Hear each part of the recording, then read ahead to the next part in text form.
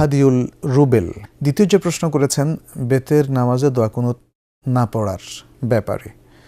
বেতের সালাতে দোয়া কুনুত পড়তে হবে কি হবে না, এটা নিয়ে ওলামাদের মধ্যে বিস্তর মত পার্থক্য আছেন। কেউ কেউ বলেন যে এটা সুন্নাহ, কারো কারো মতে ওয়াজিব, কারো কারো মতে বেতের সালাতে কোনো কুনুত নেই, কুনুত না পড়াটাই হচ্ছে বিধান, ইত্যাদি নানা ধরনের অভিমত এখানে আছে।